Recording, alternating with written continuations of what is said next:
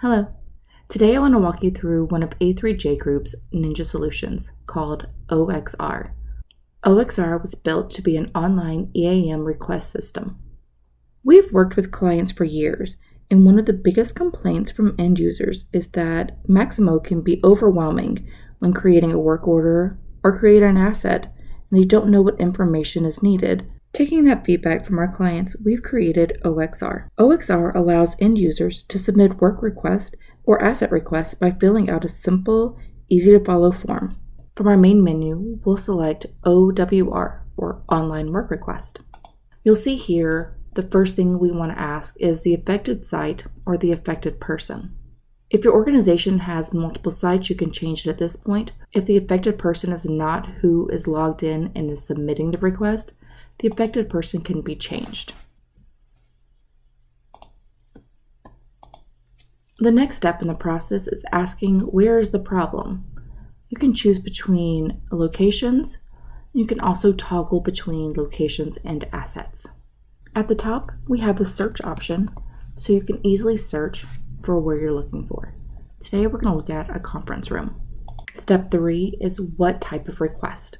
We've loaded in options for request types, such as alarm response, break room, door repairs. These request types are customizable and can be added or removed depending on your company's needs. Inside, each request type can have different questions based off of the type.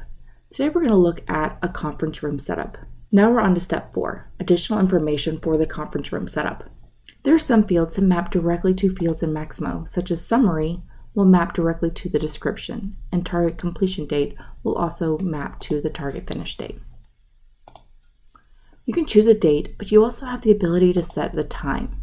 So if I need this by 8 a.m., I can use my picker to select the time. Just like in Maximo and other applications, the asterisk indicates that a question is required. So we'll toggle this one as yes, it's required, and no for a podium. In this question, what table layout is needed, you'll notice that I have a drop-down. I have the ability to choose from a list of options. Today we'll choose rows.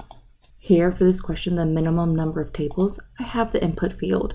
Same with the chairs. In our last question, you'll see it's not required, but will allow us to input a lot of information into this text field. Once we have all of our information collected, we'll click Next. This next screen will show us a summary of our request. If we need to make any changes, we can click Back. But if we're ready, we can click Submit.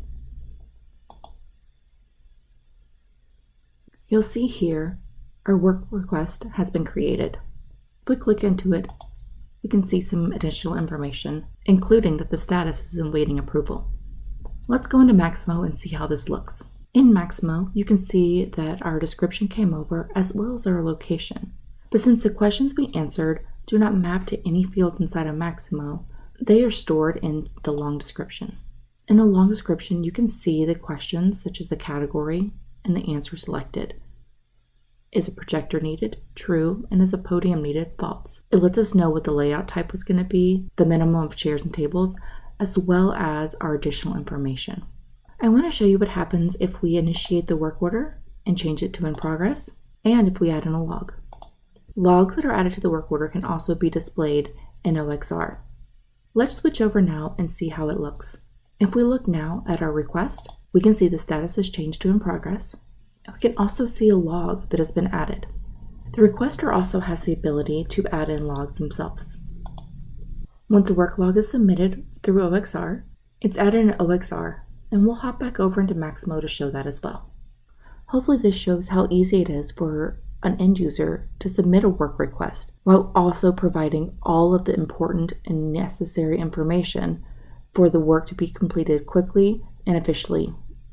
Next time, we'll look at how an online asset request can be created.